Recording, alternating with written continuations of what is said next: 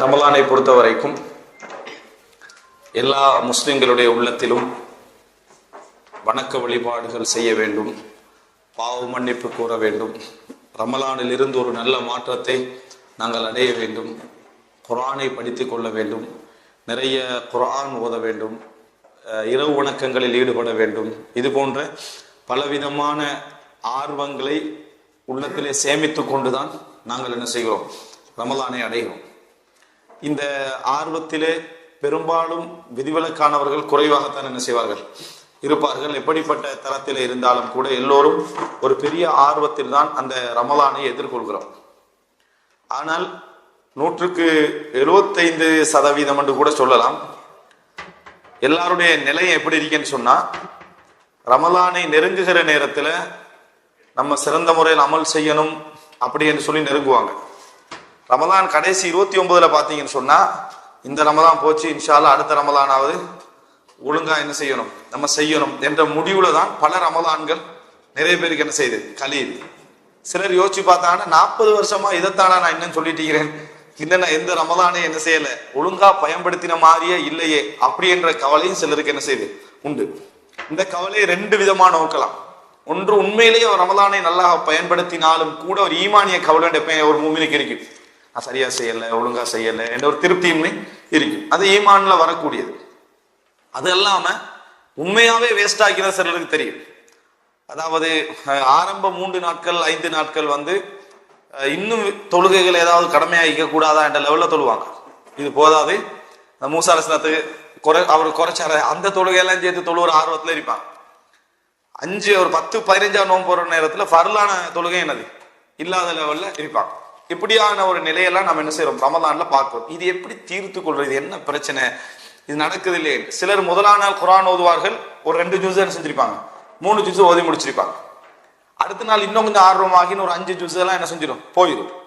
ஒரு 4வது 5ஆம் நாள் பாத்தீங்கன்னா ஒரு சூரத்து ஓதுறதுக்கே என்ன மிச்சம் கஷ்டப்பட்டுக்கிட்டு இருப்பாங்க. இது இந்த மாற்றம் ஏன் நடக்குது? அதே நாள் அதே நேரம் அதே ஆர்வங்கள் இருந்தும் கூட அந்த உள்ளம் என்ன செய்யுது, ஒரு தோல்வி அடையக்கூடிய நிலையெல்லாம் ரமலான்ல நம்ம என்ன செய்கிறோம், பார்க்கிறோம். அது போல இரவு தொழுகையை பொறுத்த வரைக்கும் ஆரம்ப 1, 2, 3 நாட்கள் எல்லாம் பள்ளி நிரம்பி வழியிறது. இது சமூக இயல்பு, நம்ம பார்க்கிறோம். இது இலங்கை இந்தியாவில தான் பார்க்கிறோம்னு கேட்டா, சவுதி அரேபியால பார்க்கிறோம், துபாயில பார்க்கிறோம், கத்தார்ல எல்லா இடங்களையும் பார்க்கிறோம். ரமலான் ஆரம்ப 10 எல்லாம் பாத்தீங்கன்னு சொன்னால் பள்ளி நிரம்பி வழியும். பள்ளியில் உள்ள நிர்வாகிகள் கட்டாயம் மேல் தட்டணும், என்ன செய்யணும், இதுக்கு நம்ம கட்டி ஆகணும் லெவல்ல என்ன செய்ய விரிக்கும். அதுக்கு பிறகு பாத்தீங்கன்னு சொன்னா வளமையா பள்ளிக்கு வந்துட்டு இருப்பாங்களே ஆரம்பத்துல, அவர்களுக்கெல்லாம் பள்ளியில் இடம் கிடைக்காது. சுபகுக்கு வளமையா வாரவங்க எல்லாம் பின் சஃப்ல நின்று தொழுகிற அளவுக்கு இவங்களோட அலையும் முதல் இருக்கு. அவங்க தஹஜ்ஜத் நேரத்துல எல்லாம் பள்ளிக்கு முன் சஃப்ல உட்கார்ந்துருவாங்க. அப்ப அவர்களே வெக்கி தலை குடிக்கிற இடம் இல்லை. ஆரம்பத்துல சுபகு தொழுகிறவர்கள் எல்லாம் என்றைக்குமே தொழுகிறவங்க எல்லாம் மிச்ச கவலையோட அவங்களுக்கு பள்ளிக்கு வெளியே தான் இடம் கிடைக்கும். கொஞ்சம் ஒரு 10 நாள் போன பிறகு பாத்தீங்கன்னு சொன்னால் பழமையான இடத்துக்கு அவங்க வந்துருவாங்க, இவங்க காணாம போயிடுவாங்க. திருப்பி எப்ப அவங்க பள்ளியில் என்டர் ஆகிறாங்கன்னா 27 அதே தோல்வி. யாருக்கு? இந்த முன்சஃப்ல நிக்கிறவங்க எல்லாம் அவங்க இபாதத்துல பின்னுக்கு ஆயிடுவாங்க, இவங்க எல்லாம் தொழுவாங்க. 28, 29 பள்ளி நான் மிச்சம் பெருசா கட்டிட்டோமோ லெவல் என்ன செய்யும், பள்ளியுடைய லெவல் மாறிடும். இது நீங்க எல்லா இடங்களையும் காண்றீங்க. இந்த சிச்சுவேஷன் எல்லா இடங்கள்லையும் நம்ம ரமலான்ல பார்த்து கொண்டிருக்கிறோம். சரி, இதை முழுமையா மாற்ற முடியாது விட்டாலும் அந்த மாற்றத்தில் எங்களுக்கு ஒரு பங்கு இருக்கணும் அப்படி என்கின்ற அடிப்படையில் நம்ம நிறைய என்ன செய்ய வேண்டியிருக்கிறது, ரமலானில் யோசிக்க வேண்டி இருக்கிறது. இது வணக்க வழிபாடுகள் சம்பந்தமான அம்சம். இது அல்லாமல் ரமலானை பாழாக்கக்கூடிய அமைப்பிலான சில விஷயங்கள் உண்டு. அவைகளெல்லாம் நம்ம என்ன செய்யணும், கட்டாயம் அந்த ரமலானை பற்றிய விஷயங்கள் தெரிந்து கொள்ளணும். ரமலானோடு தொடர்புடைய சட்டங்கள் இந்த ரமலான் விஷயத்துல நம்ம தெரிந்து கொள்ள வேண்டும். இது போல பல விஷயங்கள் ரமலானிலே நம்ம யோசிக்க வேண்டிய அம்சங்கள் உண்டு. இதுல நான் பெரும்பாலும் சட்ட ரீதியான எந்த விஷயத்தையும் என்ன செய்யல, நான் இதுல டச் பண்ணல. ஏன்னா அது ஒரு விரிவான பகுதி, அது நிறைய விஷயங்கள் கேள்வி பதில்களோடு செய்ய வேண்டிய அம்சம். இந்த இடத்தில் எமது ரூஹானியத்தை, உயிரோட்டத்தை, ரமலானின் உயிரோட்டத்தை பாதிக்கக்கூடிய விஷயங்களை மாத்திரம் சுருக்கமாக என சுட்டி காட்டலாம் என்பதுதான் இந்த தலைப்புடைய பிரதானமான நோக்கம். முதலாவது, அன்புள்ள சகோதரர்களே, வணக்க வழிபாடுகளை பொறுத்த வரைக்கும், இபாதத்தை பொறுத்த வரைக்கும் நாங்கள் சிறந்த முறையில் புரிந்து கொள்ள வேண்டிய ஒரு கடமை இருக்கும். ரமலானிலே எங்களுக்கு வரக்கூடிய எந்த ஒரு தோல்விக்கு பின்னாலும் எது இருக்கும்டா ஆர்வமின்மை இல்லை, அறிவின்மை. எந்த ஒரு தோல்விக்கு பின்னாலும் ஆர்வமின்மை இருக்காது, பெரும்பாலும் அறிவின்மை தான் என்ன செய்யும், இருக்கும். ஆர்வம் நிறைய இருக்கும், அறிவில்லாததுனால அந்த ஆர்வம் காணாம போயிடும். அறிவுதான் அஸ்திவாரம். ஒரு அத்திவாரம் சொன்னால் அறிவுதான். அந்த அறிவு நம்மகிட்ட இல்லைன்னா, வணக்க வழிபாடுகள் பற்றிய தெளிவான ஒரு அறிவு நம்மிடத்துல இல்லைன்னு வைங்கிறேன். வணக்க வழிபாடுகள் பற்றிய ஒரு தெளிவு இல்லை என்று சொன்னால் நிச்சயமாக என்ன செய்யும், அந்த வணக்க வழிபாடுகள்ல முழுமையாக ஈடுபடுகின்ற அந்த ஆர்வம் குறைஞ்சிடும், இல்லாம போயிடும். நமக்கு அதை தெளிவாக தெரியாது. இந்த சிச்சுவேஷன் என்ன செய்யும், ஏற்படும். இபாதத் என்று சொன்னால் நம்ம இஸ்லாமிய சமுதாயத்திலே பார்க்கிறோம், வணக்க வழிபாடுகள் அப்படி என்று எடுக்கிற நேரத்தில் ஏனைய மதங்களை விட இஸ்லாத்துல இபாதத்துக்குரிய பார்வை வித்தியாசம். நம்ம தொழுகிறோம், தொழுகை என்று எடுத்துக்கொண்டால் அதுல பல வகையான தொழுகைகளை நம்ம பார்க்கிறோம். நோன்பு வைக்கிறோம், நோன்பு என்று எடுத்துக்கொண்டால் அதுல பல வகையான நோன்பை என்ன செய்யறோம், பார்க்கிறோம். ஜக்காத், ஹஜ்ஜு, திக்ருகள், குர்ஆன் ஓதல், இது போன்ற இன்னும் பலவிதமான செய்திகளை நாம் என்ன செய்கிறோம், இந்த இஸ்லாமிய வணக்கத்துல பார்க்கிறோம். மனதால் செய்யும் வணக்கங்கள், உடலால் செய்யும் வணக்கங்கள், அது போல எண்ணங்களால், அது போல அதாவது பொருளாதாரத்தால், இப்படி பலவிதமான பல்வகைமை கொண்ட வணக்கம் இஸ்லாத்துல என்ன செய்ய இருக்குது. இந்த வகைமையை நம்ம என்ன செய்யணும், புரிந்து கொள்ள வேண்டும். எப்பொழுதும் ஆர்வம் என்கின்ற பகுதியை நிர்வகிக்க நாங்கள் புரிந்து கொள்வதாக இருந்தால் நிச்சயமாக வணக்க வழிபாடுகளை பற்றிய ஒரு சிறந்த இதை புரிஞ்சுக்கிறோம். இஸ்லாத்தை பொறுத்த வரைக்கும் ஒவ்வொரு மனிதனுடைய இயல்புகளையும் டச் பண்ற அமைப்புல தான் வணக்கங்களை வச்சிருக்கு. நான் இதுல டீப்பா போகாம ஒரு சில உதாரணங்களை மட்டும் சொல்லிவிட்டு அடுத்த பகுதிக்கு வாங்க.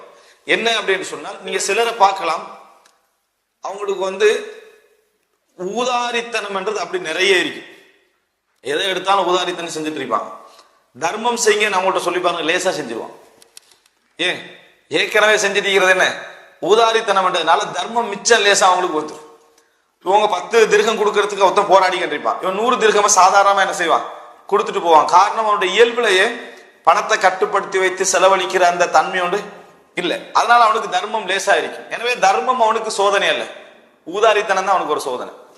அவனுக்கு சோதனை எது, அவனுடைய பலகீனம் இது, அந்த பலகீனத்துடைய அதாவது பலம் இது தர்மம் என்று. சிலருக்கு நீங்க பாத்தீங்கன்னு சொன்னால் அவசரமாக கோபம் வரும். அவசரமாக கோபம் வாரன்றது எல்லா இடத்துலயும் என்ன செய்யும், பாதிப்பை ஏற்படுத்தும். ஆனா இந்த அவசர கோபம் சில இடங்களில் நன்மையா இருக்கும்.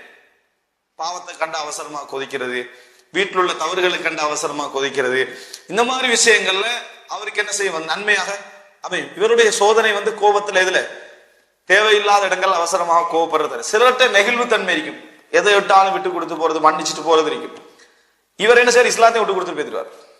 இவர் என்ன செஞ்சிருவாரு, ஒரு இடத்துல ஒரு அதாவது அந்நிய மதத்துல உள்ளவர் ஏதாவது அவரோட மத அனுஷ்டானத்தோட சம்பந்தப்பட்ட ஒரு விஷயம் செய்ய சொன்னாலும் கூட ஏதாவது நினைச்சிருவானோன்னு என்ன செஞ்சிருவாங்க. இவருடைய சோதனை என்ன, நெகிழ்வுத்தன்மை நல்லதுதான். இவருடைய சோதனை இஸ்லாமிய குற்றவியல் சட்டத்தை பார்த்தாலும் இவருக்கு என்ன செய்யும், தலை சுத்திடும், என்ன எப்படி இருக்குதுன்னு சொல்லி. காரணம் என்ன, இவருடைய நெகிழ்வுத்தன்மை ஒரு பெரிய சோதனையாக என்ன செய்யும், அமையும். இது மாதிரி வணக்க வழிபாடுகள் இஸ்லாம் என்ன செய்யுதுன்னு சொன்னால் ஒவ்வொருடைய இயல்புகளுக்கு ஏற்ப சோதனைகள் என்ன செஞ்சு வச்சிருக்கு. சிலரை பார்த்தீங்கன்னு சொன்னா 5 டைம்ஸ் அதான் சொன்ன உடனே பள்ளியில் இருப்பாங்க. எப்பயும் நீட்டாக வெள்ளையும் சொல்லையுமா போய் அழகா என்ன தொழுது இந்த மாதிரி இருப்பாங்க. ஆனா ஒரு சமுதாயத்துக்காக தர்மம் செய்யணும்னு சொன்னா செலவழிக்க மாட்டார். குர்ஆன் ஓதுறது பாத்தீங்கன்னு சொன்னா அந்த அளவு குர்ஆன் ஓதுவார். எப்பயும் உம்ரால என்ன செய்வாரு, இருப்பாரு. இவரால் சமுதாயத்துக்கு எதுவும் செய்ய முடியாத ஒரு சிச்சுவேஷன் நம்ம பார்க்கிறோம். எனவே இவருக்கு ஒரு அதாவது வணக்கம் என்றது 5 நேரம் தொழுறதெல்லாம் பாரம் இல்லாம இருக்குது. இவருக்கு எது சோதனை என்று சொன்னா தர்மம், ஜும்மா நேரத்துல கடையை மூடுறது, இந்த மாதிரி இதெல்லாம் ஒரு பெரிய சோதனை அமையும். பாத்தீங்கன்னா ஒரு சைடு இபாதத்துல மிகவும் சிறந்தவர் ஆகிறாரு, ஆனா மற்ற சைட்ல வீக் ஆகிறார். அதாவது என்னன்னா நஷ்டம் போற வணக்கங்களில் வீக்காக இருக்கிறாரு, நஷ்டம் போகாத வணக்கங்களில் ஸ்ட்ராங்கா இருக்கிறார். எது நஷ்டம் போற வணக்கம், செலவழிக்கிறது, அதுல என்ன செய்யறாரு, வீக்காக இருக்கிறார். எனவே நீங்க பாத்தீங்கன்னா வணக்க வழிபாடுகள் இஸ்லாம் என்ன செய்யணும், பல்வகமையாக வச்சிருக்கு. சிலர் என்ன செய்வாங்கன்னா யோசிச்சு செய்யக்கூடிய வணக்கங்கள்ல நல்லா இருப்பாங்க, யோசிப்பதற்கு இடமில்லாத வணக்கங்கள்ல வீக்காக இருப்பாங்க. உதாரணமா உம்ராவுக்கு போறீங்க, உம்ராவுக்கு போனீங்கன்னா அங்க உங்களோட சிந்தனைக்கு எதுவும் இல்லை. 7 முறை நீங்க என்ன செய்யணும், தவாப் செய்யணும், ஹஜர் வஸ்ரத முத்தமிடணும், 7 முறை என்ன செய்யணும், ஓடணும். இந்த இடங்கள்ல சில இடங்கள்ல மெதுவா வேகமாக என்ன செய்யணும், ஓடணும். இந்த இதுக்கெல்லாம் என்ன விளக்கம், எந்த விளக்கமும் என்ன செய்யலாது, நம்ம சொல்ல முடியாது. அப்ப யோசித்து செய்யக்கூடிய இடங்களில் சிலருக்கு நல்ல ஆர்வமாக இருக்கும். ஜக்காத்து போன்ற விஷயங்கள் நல்ல ஆர்வமா இருக்கும். இந்த உம்ரா ஹஜ்ஜி அப்படின்னு வந்தா அவங்களுக்கு அதுல ஒரு இன்ட்ரெஸ்ட் என்ன செய்யாது, இருக்காது. ஒரு சிலரை பாத்தீங்கன்னா அதுல நல்ல இன்ட்ரெஸ்ட் ஆர்வமா என்ன செய்வாங்க, இருப்பாங்க. மத்த வணக்கங்கள்லாம் என்ன செய்வாங்க, வீக்காக இருப்பார்கள். இப்படி பல்வகைமை இருப்பதற்கான காரணமே என்ன தெரியுமா, ஒருத்தர இயல்பு. இந்த இயல்புகளுக்கேற்ப வணக்க வழிபாடுகளை இஸ்லாம் வச்சிருக்குது. அப்போ நல்ல முறையில் ஒரு விஷயத்தை நீங்கள் புரிந்து கொள்ள வேண்டும். முதலாவது இதான் நீங்க தெரிஞ்சு கொள்ள வேண்டிய அம்சம். சில வணக்கங்கள் எங்களுக்கு இறைவன் லேசாக்கிப்பான், நம்ம லேசா செய்வோம். சில வணக்கங்கள் நாங்கள் போராடித்தான் செய்ய வேண்டும். சில வணக்கங்கள் என்றைக்கும் இயல்பாக எங்களுக்கு மாறாது. சில வணக்கங்கள் இயல்பாக நீங்க உங்களே அளந்து பாத்தீங்கன்னா சில வணக்கங்கள் எல்லாம் உங்களுக்கு இயல்பாக லேசாக செய்யற வணக்கங்களா இருக்கும், உங்களோட மனசு அது லேசுபடுத்திருக்கும். ஆனா இன்னும் சிலரை பார்த்து நீங்க பொறாமப்பட்டுக்கிட்டு இருப்பீங்க, எப்படி இவன் இதெல்லாம் என்ன செய்யறான் செய்யறான்னு சொல்லி. அது அவனுக்கு இலகுவாக்கப்பட்டிருக்கும். அப்ப எனக்கு அவன் செய்வது சோதனை, அவனுக்கு நான் செய்யறது என்னது சோதனை. இதை நீங்க ஃபர்ஸ்ட் என்ன செய்யணும், புரிந்து கொள்ள வேண்டும். இந்த இயல்பு தன்மையை புரிந்து கொள்ள வேண்டும். அதே நேரம் அமல்கள்ல எது சிறந்தது அப்படின்னு பாத்தீங்கன்னு சொன்னா, உலகத்தில் நஷ்டம் போகக்கூடிய அமைப்பில் ஏதாவது அமல்கள் இருந்தால் அதுதான் நிறைய இடங்கள்ல எங்களுடைய ஈமான தீர்மானிக்கும். உதாரணமாக, அதாவது ஒரு பள்ளியில போய் தொழுவிப்பார், ரசூல் அவங்கள்ட்ட தொழுதுட்டு போய் இன்னொரு பள்ளியில தொழுவிப்பார். அந்த பள்ளியில ஒரு விவசாயி வந்து தொழுவார். அவர் ஒரு தடவை என்ன செஞ்சாருன்னா, தொழுகையை விட்டு போய் இடையில தனியே போய் என்ன செஞ்சிட்டாரு, தொழுதுட்டாரு. அப்ப இது முஆது இப்னு ஜபல்ட்ட சொல்லப்படுது. இப்ப முனாஃபிக் என்று முஆது இப்னு ஜபல் என்ன சொல்லிட்டார், தொழுகையில ஜமாத்தை விட்டுட்டு போனதுனால முனாஃபிக் அப்படின்னு சொல்லிட்டார். ரசூலுல்லாஹி ஸல்லல்லாஹு அலைஹி வஸல்லம் அவர்கள்ட்ட இந்த வழக்கு வருது. ரசூல் ஸல்லல்லாஹு அலைஹி வஸல்லம் விசாரிக்கிறார். ரசூல் ஸல்லல்லாஹு அலைஹி வஸல்லம் விசாரித்த நேரத்தில் அவர் என்ன சொல்றாருன்னா, அதாவது ரசூல் ஸல்லல்லாஹு அலைஹி வஸல்லம் அவர்களை பார்த்து சொல்றாரு, லா ஆரிஃபு தந்தனதக வலா தந்தனத முஆத். முஆத் என்ன தொழுகையில சொல்றாரு, நீங்க என்ன தொழுகையில சொல்றீங்கன்றதெல்லாம் எனக்கு தெரியாது. நான் தொழுகையில குர்ஆனை ஓதுவேன், திக்ர் செய்வேன், அல்லாஹ்ட துஆ கேட்பேன், சொர்க்கத்தை கேட்பேன், நரகத்தை விட்டு பாதுகாவல் தேடுவேன். முஆத் இப்னு ஜபல் என்ன செய்யறாருன்னா, தொழுகையில நீட்டிக்கண்டே போறாரு. நான் ஒரு விவசாயி, எனக்கு வேலையெல்லாம் இருக்குது, அதனாலதான் நான் விட்டு தொழுதேன். நான் ரசூல் ஸல்லல்லாஹு அலைஹி வஸல்லம் சொன்னாங்க, ஹவுலஹா நுதந்தின். நீங்க இந்த தொழுகையில எதையெல்லாம் கேட்கறீங்களோ அதைத்தான் நாங்களே என்ன செய்யறோம், தொழுகையில கேட்கிறோம் என்று ரசூலுல்லாஹி ஸல்லல்லாஹு அலைஹி வஸல்லம் சொல்லிட்டு முஆத் இப்னு ஜபலை பார்த்து கேட்டாரு, என்ன முஆத், சமூகத்துல குழப்பத்தை ஏற்படுத்த பாக்குறீங்களா, நீங்க ஒரு ஃபித்னாக்காரரான்னு கேட்டாங்க. ஏன் ஃபித்னாக்காரன்னு கேட்டாங்க, இவர் இபாதத்தை விட்டு தூரமாகிறதுக்கு உங்களோட தொழுகை காரணமாயி, இவர் இபாதத்தை விட்டு தூரமாகிறதுக்கு நீங்க தொழுவிக்கிறது காரணமாக இருக்கு. அவர் பள்ளிக்கு வராத நபர் இல்ல, பள்ளிக்கு வந்தவர். இப்ப தொழுகை காரணமாக இருக்கிறது என்று ரசூலுல்லாஹி ஸல்லல்லாஹு அலைஹி வஸல்லம் சொல்லிட்டு நீங்க என்னென்ன சூரத்துக்களை ஓதணும்னு ரசூலுல்லாஹ் சொல்லி கொடுக்கறாங்க. ஆனா அந்த நேரத்தில் அந்த சஹாபி ஒரு விஷயம் சொன்னார், ஒரு ஜிஹாத் என்கின்ற ஒன்று நடக்குமாக இருந்தால் நான் முனாஃபிகா இல்லையான்னு நீங்க கண்டுகொள்வீங்கன்னு அவர் போயிட்டார். இந்த இடத்துல நான் தொழுகிறத்தை வச்சு நான் முனாஃபிக் இல்லைன்னு நிரூபிக்கலாம் போயிட்டவர்கள். ஆனா உண்மையிலேயே தொழுகதான் அடையாளம் ஒருவர் முனாஃபிகா இல்லையா என்பதற்கு. ஆனா தொழுகை மூலம் அவருக்கு என்ன செய்ய முடியல, தான் முனாஃபிக் அல்ல என்று நிரூபிக்க முடியாததுனால ரெண்டு பேர்ட்டே சொல்லிட்டு போறாங்க. முஆத் இப்னு ஜபல்ட்ட சொல்லிட்டு போறாருன்னு, ஒரு ஜிஹாத் ஒன்று வந்தால் நான் முனாஃபிகா இல்லையான்னு கண்டுகொள்வேன். அப்படி என்றால் உலகத்துல நஷ்டம் போற ஒரு வணக்கத்தில் என்னை நீங்க கண்டுகொள்வீங்க. நான் அதுல என்னை உலகத்திலே ஆகப்பெரிய நஷ்டம் எது, உயிர் போறது.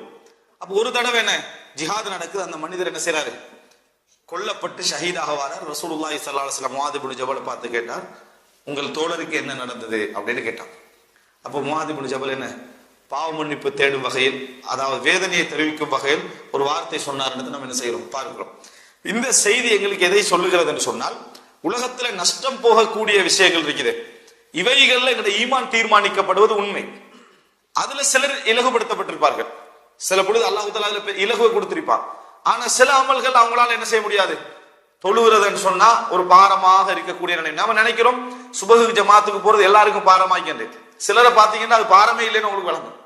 அவங்களாம் என்னது என்ன வேலை பழு இருந்தாலும் சொல்லி அதான் சொன்ன உடனே பள்ளிக்கு போறக்கூடிய எத்தனையோ மக்கள் நம்ம என்ன செய்யறோம் பார்க்க செய்யறோம். எப்படி இவன் போறான்னு சிலருக்கு என்ன செய்யுது, ஆச்சரியமா இருக்குது. இவன் செய்யற சில வேலைகள் அவனுக்கு என்ன செய்யுது, ஆச்சரியமா இருக்கு. அப்ப இபாதத்தில் ஒரு பல்வகைமே என்ன செய்யுது இருக்குது, அதுல ஒரு போராட்டம் இருக்கிறத முதலாவது ஏற்றுக்கொள்ள. இஸ்லாமிய மார்க்கத்தை அல் குர்ஆன் சுன்னா அடிப்படையில் தெரிந்து கொள்ள இன்ஷா அல்லாஹ் ஹலால் டாக்ஸ் தமிழ் எனும் யூடியூப் சேனலை சப்ஸ்கிரைப் செய்து எம்மோடு இணைந்து கொள்ளுங்கள்.